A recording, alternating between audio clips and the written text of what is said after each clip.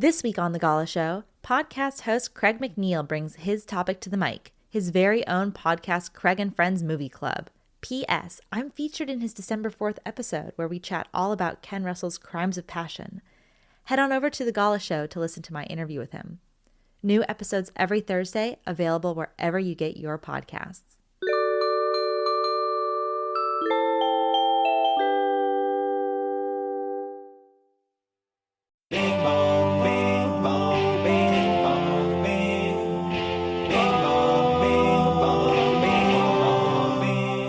I get asked a lot by students and film lovers how I'm able to retain information about movies, and it's a trick that Quentin and Roger taught me.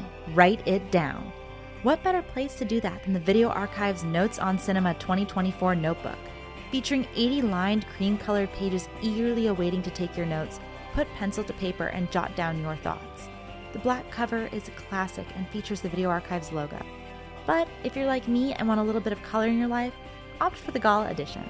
The blue cover is sure to make you stand out amongst the crowds. Head on over to videoarchivesmerch.com to get yours today.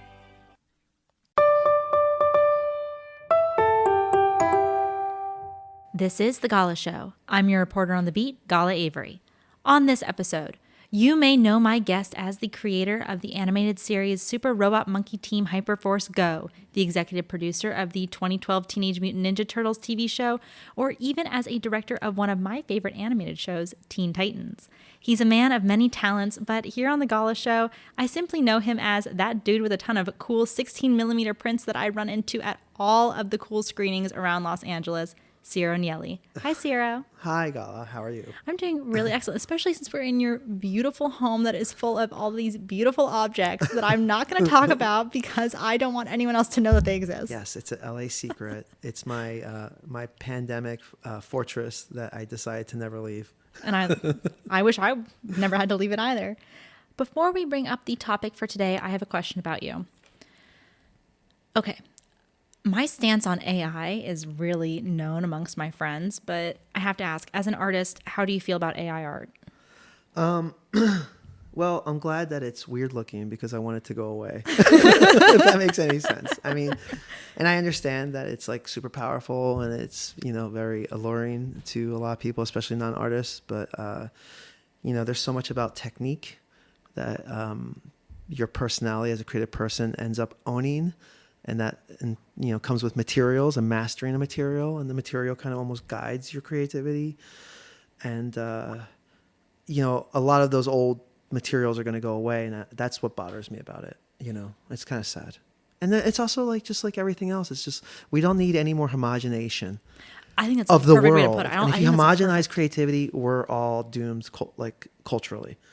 Let's stop. I agree. Take it easy. All my friends know how I feel about AI, so I had to ask an artist how they felt, because I'm not I guess I'm an artist because I paint with oils and stuff, but I'm not like a dedicated. But I'm not like a dedicated artist that does it every day or lives it and etc. But yeah, I'm glad that we feel the same way. I think it's about that. perception, though. I think you see the world as an artist constantly. You're photographing things. You're looking through a frame. A lens.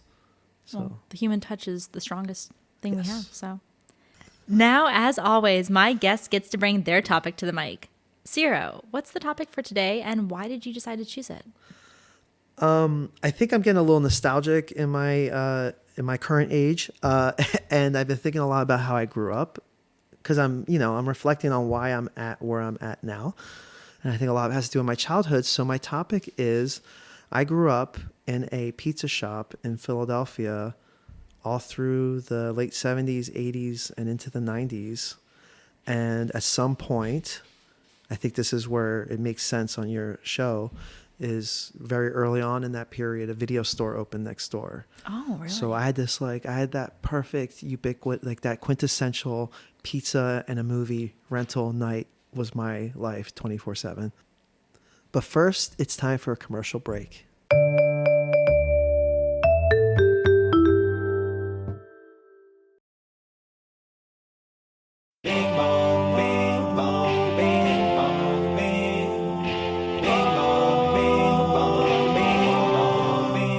As summer turns to fall, there's no better time to get your hoodie from the Manhattan Beach Hood.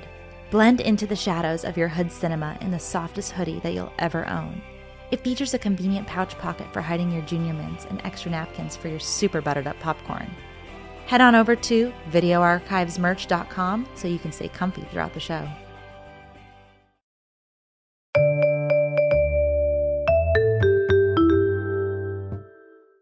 And we're back. And that's our topic for today, growing up in a Philly pizza shop with the VHS store next door.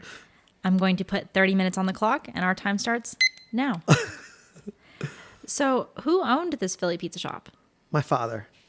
My father was, shortly after I was born, my parents moved to Philadelphia. They had to choose between, everybody was emigrating here. So I was actually, my dad was a kid in Sicily and left Sicily at a young age as a teenager and moved to the UK and was like a teenager in London, like during the swinging 60s. And so like he would see the Stones and the Beatles, and he was like, a 19-year-old.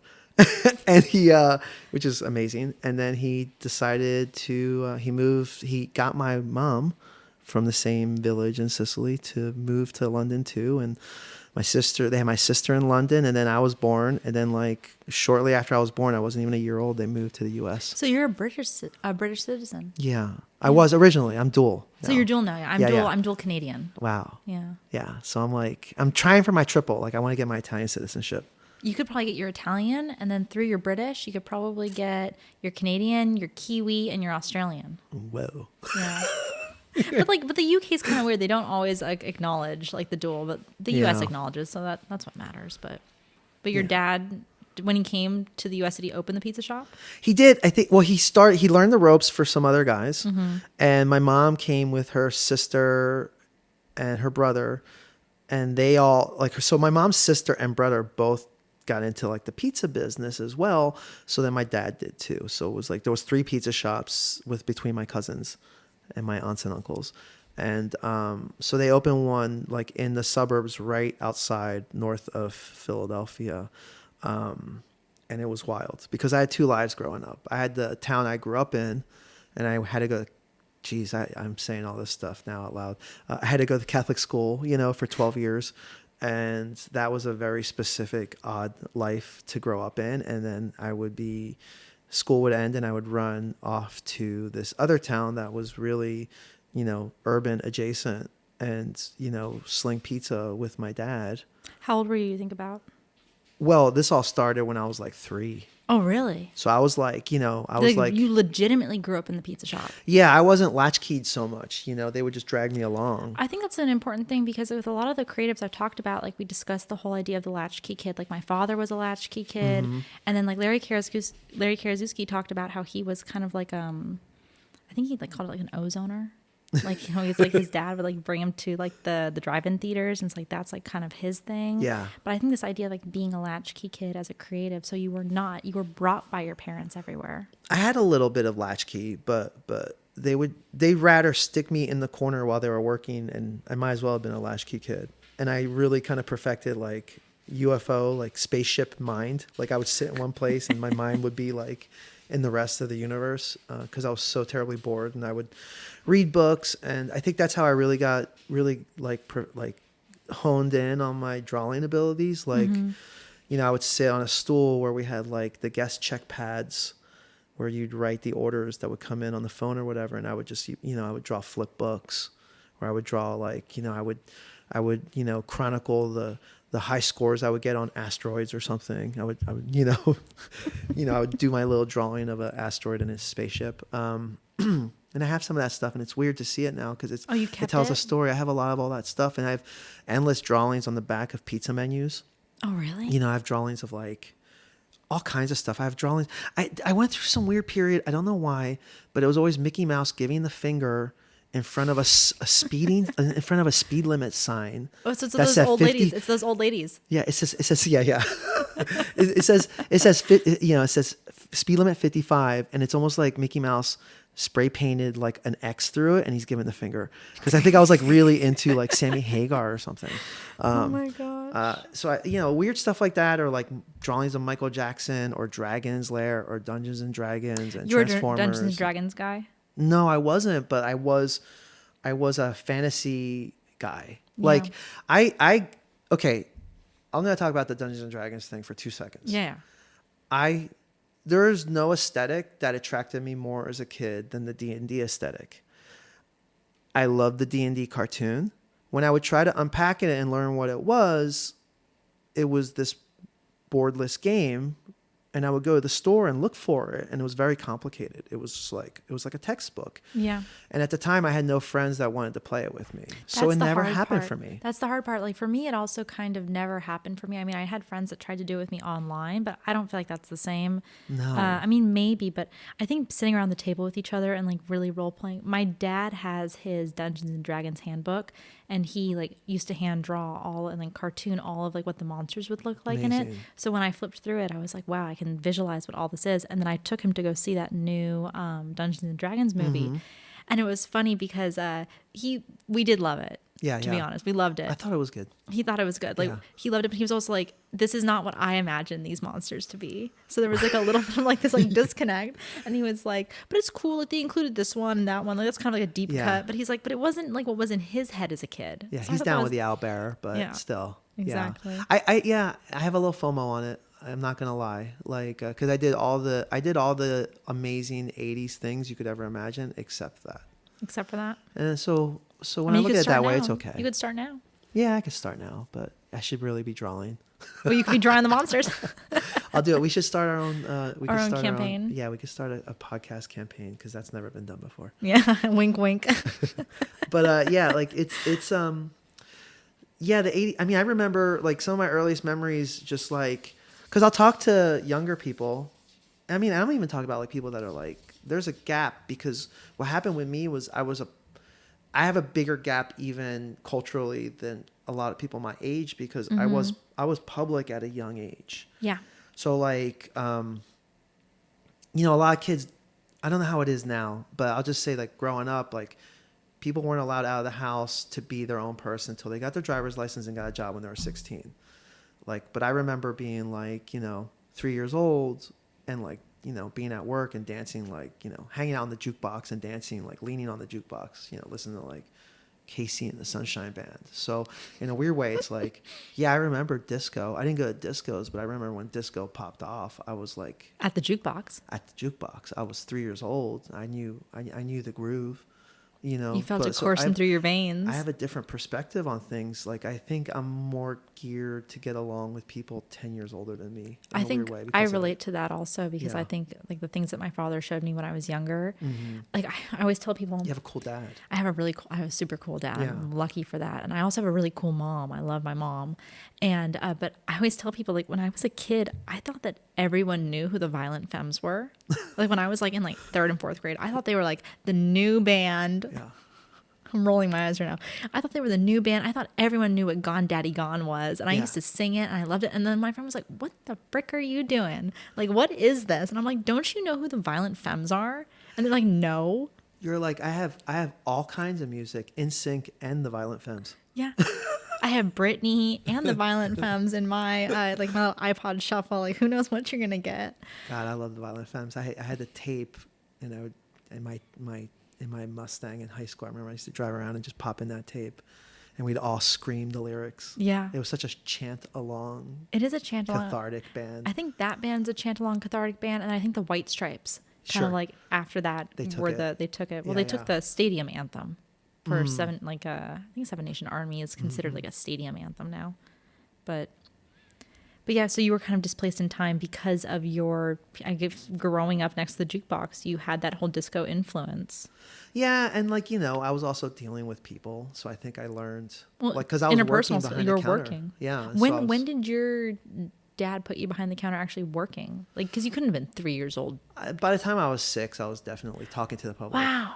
Like I was in the back a lot because in the morning you'd show up and there's prep to do for the day. Yeah. So it's like, In the morning, you're prepping for sandwiches. So you're slicing all the lunch meats. You're getting the bread ready. You're shaving down like iceberg lettuce. And who hoagies. else worked there? It was like your dad owned My it. mom, my your mom sister, worked. So the whole my family. dad. And there was always like one high school girl or like the local Italian American. Like it was always the same kid. It was always a guy that was like 16 to 18. Wasn't sure if he was going to college. Like was bodybuilding and smoked way too much weed and had a Camaro.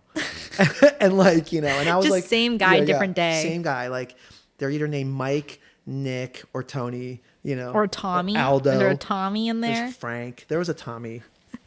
And they always had like cute girlfriends that looked like Valerie Bertinelli. And I would pine after them at like 7 years old. And then like I would accidentally like, you know, cause I was like fastidious as a boy. I was always clean. I always had to clean and stuff. So they would leave like, you know, weed pipes or bongs around and I would like clean them out and they'd get mad at me because they're like, no, you threw out the best part. You don't understand. And I was like, I really don't understand. You'll get it when you're older. Like, all I want is Nintendo. I don't know what you're talking about. I don't want any of this pot. I just want Mario. Mom, he smoked all the pots. Yeah, no, it was wild. And yeah, there's that aspect. There's like deal with the public, but also deal with this like wild card person that I was around. And then sometimes my dad would leave for like X number of hours and be like, just watch the shop and like be in charge of Aldo, who's high on coke. And I'd be like, and I didn't know. And you were like 8 or something, like a little kid, like, okay, you're in charge of the coke head, like who's back there making pizza. Yeah. Oh my gosh, that must have been wild. Philly's exciting. Well, that's also the thing. It's like, how do you think that it would have been different, like if you grew up like in an LA shop rather than a Philly shop? Jeez, gosh. I mean, I don't know what the Italian American presence was here in like the early 80s. Yeah. I mean, there was pizza shops, I imagine, but were they more like Shakey's and like... I mean, I wasn't even alive yet, so I have no idea. Yeah. I mean, who knows? I mean, I know what it would have been like in Brooklyn and I know what it would have been like in Chicago because that's where I'm like... Would it have been really different than Philly, you think? Pretty similar. I just think, you know, Brooklyn, you have like... It's so cool to be like, you know, Bed-Stuy, you know, like... You know, that was so, I remember like watching Do the Right Thing and thinking it was like so almost autobiographical, but at the same time, like took kind of a world stage where Philly is always kind of this like kicked to the side city just because of its proximity to Manhattan. They're only about 90 miles apart, but they're very similar. Yeah. You know, I think now post 9/11, a lot of people started moving to Philly, and now it's safer. It was safer. I'm going to put the word safer in quotes because I think that there was like the illusion that New York became super dangerous after 9/11, and so that people were leaving the city because they thought that there was safety in not being in New York. It was cheaper for sure. Yeah, but it's mad crazier. Is it? Yeah, I mean, I think New York in the 70s, like, you know, your Travis Bickle New York has come and gone in ways, and that's not the trash in the streets, just like so much trash that it just blows around. Yeah, it's like LA now. You're just waiting for the rain to come and wash it all. Yeah, someday a real rain will come and wash the filth I'm from waiting the for it to happen in LA. It's LA is intense right now. Yeah, it's sad. I love this city so much. I mean, I'm as much an Angelino now as a Philadelphian. I split. When did you move here? I was 25, and what happened? So I went to, you know, fast forward all that pizza stuff. I went to film school, graduated, and just was the kid that didn't want to leave home. So I was trying to make my way. There was no avenue as a creative in film or animation on the East Coast, really, outside of commercial stuff in New York. So I would go door to door and like try to, you know, make a living as an animator because that's, you know, what I felt my strength was. And, you know, so I was like in my bedroom, like doing like used car commercials, you know, like painting cells. They were all hanging on like clotheslines, like, wow. And then filming them like on a Mitchell, like on a 16 millimeter Mitchell, like on an Oxbury setup, and doing lab work and taking them to like, here's your commercial for your used cars. Like it was really, and that's like, I'm talking like 1996. That's not like, I'm not talking 1978. I was still shooting on film. And I hung out, and then it was hard to make a living that way. So I started teaching at a university level. And then Were you teaching film? I was or animation? teaching like storytelling, storyboarding, and animation 101. And then my parents one day were like, "We're moving back to Italy." Really? Yeah, like in like 99 or something. And I was just kind of like, "What?" And they're like, "So are you going to stay here or you want to go to Italy?" And I'm like, "No, I'll just probably." Do you speak Italian? Yes, it's broken. Yeah. Okay, real quick, sidebar. Yeah. The Italian I speak, you got to remember a little bit what I said earlier. My dad left Italy in the late 60s.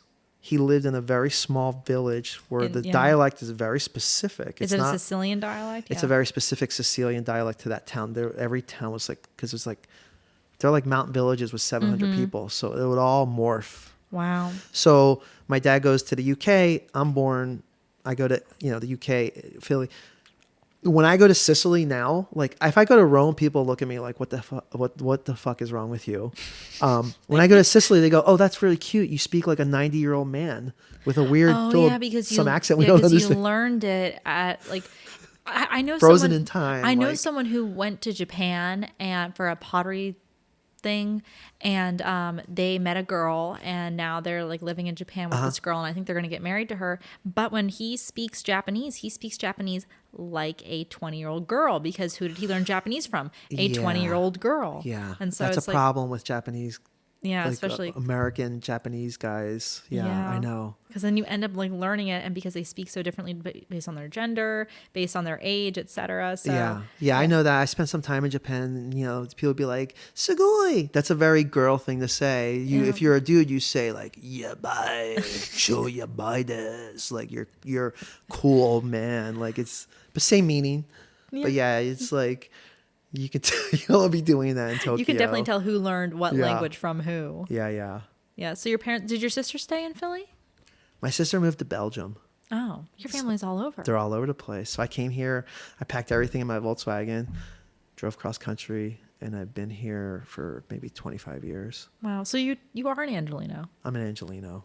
That's what I love about LA. I say this every single time. I love that LA is like people come together and they become an Angelino. Like you adopt the culture of LA. I think I resisted it for a little bit, not realizing it, because I just didn't understand where I was. I didn't understand that you could walk down a beautiful street with palm trees and someone could still stab you in the neck. Yeah, that's LA. That was a hard lesson. That's LA, baby. Yeah. And then I think it was around like 2006, through work, I started getting season tickets to the LA Kings. Okay. And I love hockey. Like I'm a Philly Flyers guy. And I started going to these LA Kings games. And after a few years, I felt such a kinship in Los Angeles. Like I think through because of hockey. Yeah. And being at the Staples Center. Like, oh, you mean the crypto.com arena? Jeez, whatever. Yeah. And I was like, these are my people. Like I loved it, and I love LA so That's much. what Jeff Smith, who one of the managers at the Bev, told me. He found. I know Jeff. He's great. Yeah, you know Jeff. Yeah, of course you know Jeff. He moved to LA, and he found he tried to go to like some basketball games, and like it didn't really fit. And then he said for the Dodgers for him, that was like his gateway into Los Angeles, and how he like felt like he became an Angelino was through going to the Dodger Stadium. Yep, because you could just buy a ticket at that time for really cheap, and it was just. Well, he's in an arena with 50,000 people screaming for the same cause. That'll do it. That's a lot of energy. It unites you. Yeah. Yeah, I love that. What was the VHS store next to the Philly Pizza Shop called? You remember? Okay, this is the craziest thing. I had this weird. It's like people in Philly vacation at the Jersey Shore. So even if you don't know, like you can guess how gross that sounds because of the Jersey Shore. And recently I was like. We got to go to the Jersey Shore. Like, I just feel this need. It's calling me. Recently, now? like a month ago. So I was like, I haven't been to the Jersey Shore since I graduated from high school, and I got like wasted in Wildwood, and it was this like whirlwind weekend. It was great. It was beautiful. It used to be because they have like dark rides and shit. It's like boardwalks, and like you get like Jersey pizza, like shitty boardwalk Jersey pizza. It's like a beautiful thing. So I wanted to go, and I went, and we went to a. My girlfriend loves thrifting for like VHS tapes, and we're like, so I go with her, and we're going through VHS tapes. And this is a memory that has escaped my mind completely. This doesn't live in my brain. I'm going through these videotapes and I pull out, like, it was $5. It was a first edition, like it was the first release of King Kong on VHS or whatever. I opened it up and the sticker on it was the video store next to my dad's pizza shop, which is long gone. And it was the logo, and I got like quantum leapt. Like I turned inside out in front of all these strangers and like almost like dropped to my knees. It was called Video Connection, and there was like a lightning bolt. Like I don't know what a lightning bolt has to do, but that's like, why I love. It's funny, like when I go to like Be Kind Video in Burbank. Sure. Matt, well, they're both Matt, but Matt's mortuary loves to remove the stickers from the tapes. I understand that. I like them on because Yeah, I yeah. love to get it in my hands and be like, someone rented this. They rented it from this place at this address. They had to call this phone number.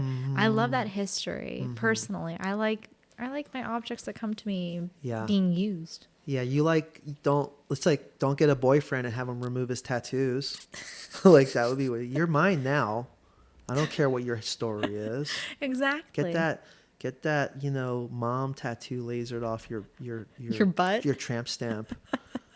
Yeah, you The can't mom do that. across the tramp stamp. I get mad. Like I was doing that for a minute, and then over time I went like, why am I taking these off? Because you want them Well, because like, if someone had taken it off when you found it in that bin, you would not have known where it came from. Right. And then it came from the VHS store next to the shop that your dad ran. I think Matt's trying to be like, oh, I've had this. This was mine. I bought it. I bought it when the MSRP was $79.99. No. He's doing it. He's doing it because they're selling them at the store. So I think they're taking off all the stickers and all the names. OCD.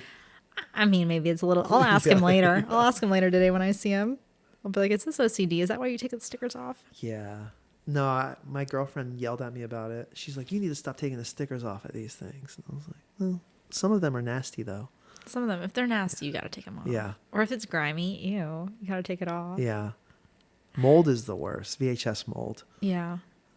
I have not had to deal with that yet, thankfully, somehow. You can clean it. I know you can. But you need a spare VCR that you have to dismantle and all that. Well, it's a pain in my butt. It's kind of weird. You worked on Teenage Mutant Ninja Turtles, and then like you have like this Philly pizza shop connection. Like pizza's a huge thing in that. It's like, do you feel like that like kind of came together like in a weird way? Yeah, I think so. I mean, I remember arguments with my dad where like, we had the classic T-shirt where there's like the Italian guy with a chef hat making the okay sign. And like, okay. Yeah. And I had drawn a version with like, I was pleading with my dad, like, can we do this instead for the next batch of shirts? And it was a Ninja Turtle doing it. And my dad just being like, Do you still have that drawing? No. I was gonna say that would be a great shirt. I have lots of turtle drawings from that era, though. Yeah, I was gonna say that would be a great shirt to make right now. Like Maybe I the will. turtle with the okay sign. Like wahoo. Yeah. So I think it was weird. It was weird. I put my dad in the show. Oh, you did? Well, I put my dad's pizza shop is the pizza shop in that version of Turtles. Oh, that's so nice. My dad became, whatever the origin is of this monster pizza face. I made it. My dad got mutated in the pizza face. Oh, that's so wonderful. I love it when people put like their personal stories into their art, because that is what art is. Yeah. I mean, that whole show was art directed by my childhood. Because if it wasn't pizza and a deep understanding of that, it was all 80s refuse pop culture that is like bubbled up in the sewers. So, there was so many things that I liked in that era that were almost turtle adjacent. Like, forget about the comics of it all, but like Tromaville, and like Street Trash and like those kinds of movie, like gross out Fangoria. Did you see the new Troma? I did. Did you like it? The Toxic Avenger. It's funny. I didn't hate it, but it's fine. Yeah, I've talked to several people about it so far, and a lot of people are saying, I don't know why you have to remake it, but I haven't seen it yet, so I can't pass. There's a lot of cool things in it, but I just felt like, I don't know. I feel like sometimes the amount of effort it goes in to make something like that, you can just make a few adjustments and give it an original name. Okay, but that's the business of it. That's marketing. Yeah. I'm not, you also can't sell that movie. Someone's willing to give you money to make a Toxic Avenger remake. That I understand. So yeah, and unfortunately, it's where we're placed in the industry right now. Yeah, there's a lot of sequels and a lot of going forward, but also that movie has a very tight fan base that really loves that movie. Specific, like it's a very specific niche fan base that lived really on VHS and was a treasure for weirdo like junior high kids. It was like they would pass that unrated tape around. It was very special. I think obviously I wasn't like sentient during this time, but I think I kind of missed, I've been thinking a lot lately that there's like certain times in your life that a piece of art can really hit you exactly perfectly how it's supposed to. And I think I hit Toxic Avenger at the wrong point. Oh, yeah. I think I saw it the wrong way at the wrong point. Oh, I can understand that. I mean, it's so specific. Yeah. I mean, there's a lot of movies like that, I think. Like I mentioned, Street Trash, that's definitely one. I mean, that movie's like really upsetting.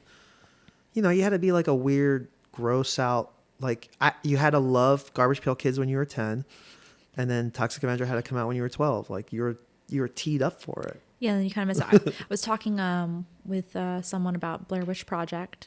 Like, I haven't seen it, but I think it will never have the same impact on me as someone that went to go see it in the theaters, like when it was first coming out, because a lot of people were like literally convinced that movie was found footage. Let me tell you, this is going to strengthen your argument. That movie was made for my demographic at that time. Yeah. Totally failed on me. Wow. First of all, it gave me motion sickness. I think I was drinking. So I'm in the theater and I started I had to throw up. Oh no, did you throw up? Yeah, maybe a little bit. Yeah. And then, but the main girl, it's a real movie. Like, this is like Verite, and we found this tape, and these campers got killed. The star of that movie was in all my film classes in college. Oh, so you had like that complete like disassociation. Yeah. Like you knew like this is definitely not found footage because she's I know still alive. I called her on the phone the other day. I saw her in lecture. Wow. Yeah. So it's like it does strengthen my argument because like the whole like any good art, it's like the magic that they weave around the art. Also like the story, the history, like the marketing, etc. It's like this is like what you're about to walk into, like suspend your disbelief. And if you totally can't, or you know the whole thing behind it, like I know the whole history, it's like one of the greatest depictions of like a found footage film. Yeah. It's just lost on me. So I missed it. I would hit it at the wrong time. Yeah. Or for a different reason, maybe. Yeah, because I think there was a mystique when it came out where it's like people just didn't know. The marketing was really brilliant. Like they didn't come out and go, this is a work of fiction, you know. But I wonder sometimes, like, you know, I hit the movie that really changed me as a person. There was a couple of them, but like, you know, the thing that, you know, it imprinted on me was Chainsaw Massacre. Oh yeah. And sometimes, and it has that same thing. And I wonder sometimes, because I wasn't around. Why did it imprint on you though? It was okay because I lived in the pizza shop basically. Like not like I slept there, like it was a sweatshop, but you know I spent a lot of time there. I had you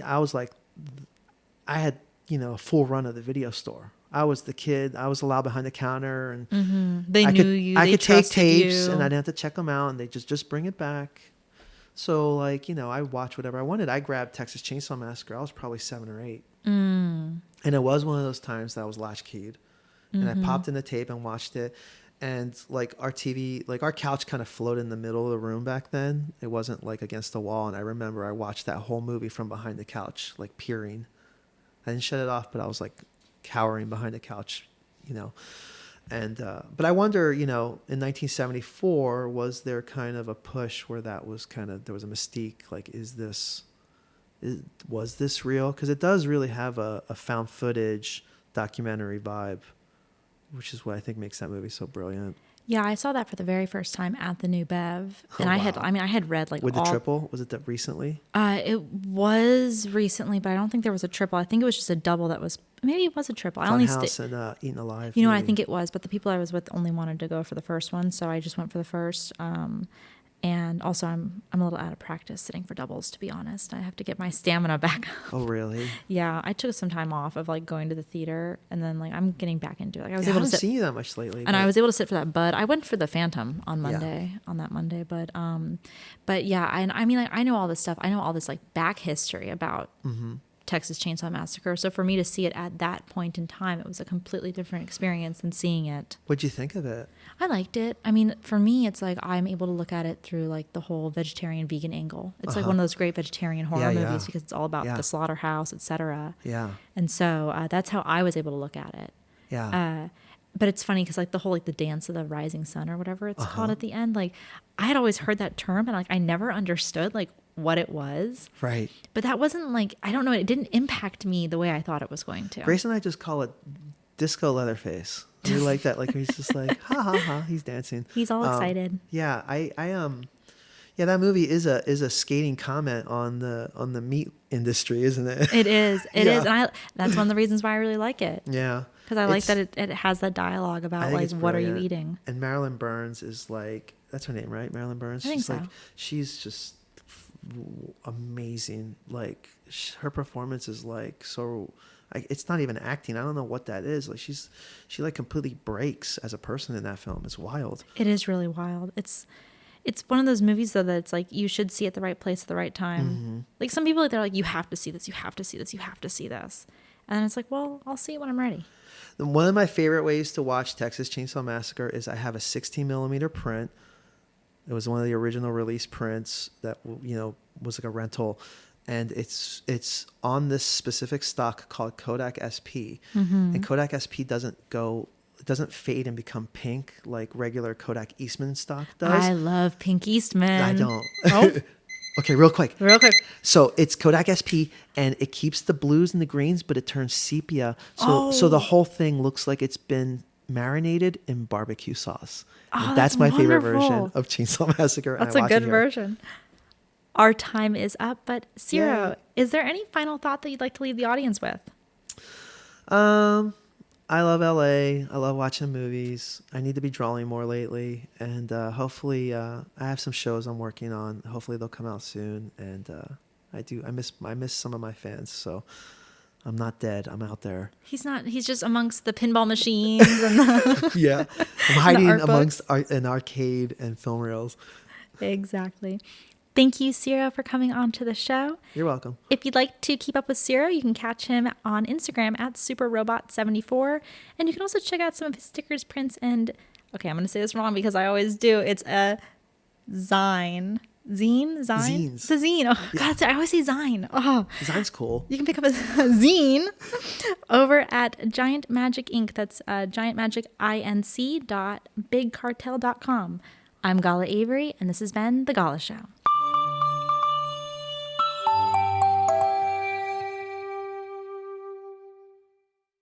The Gala Show is brought to you by Insertomatic. This episode was executive produced by Roger Avery and produced by Gala Avery. Music composed by Andy Milburn. As always, I'm your host, Gala Avery.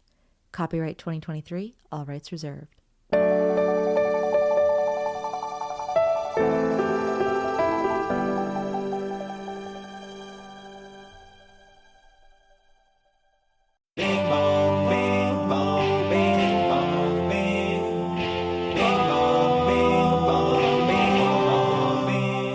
I get asked a lot by students and film lovers how I'm able to retain information about movies, and it's a trick that Quentin and Roger taught me. Write it down. What better place to do that than the Video Archive's Notes on Cinema 2024 notebook? Featuring 80 lined, cream-colored pages eagerly awaiting to take your notes, put pencil to paper and jot down your thoughts. The black cover is a classic and features the Video Archive's logo. But if you're like me and want a little bit of color in your life, opt for the Gala edition. The blue cover is sure to make you stand out amongst the crowds. Head on over to videoarchivesmerch.com to get yours today.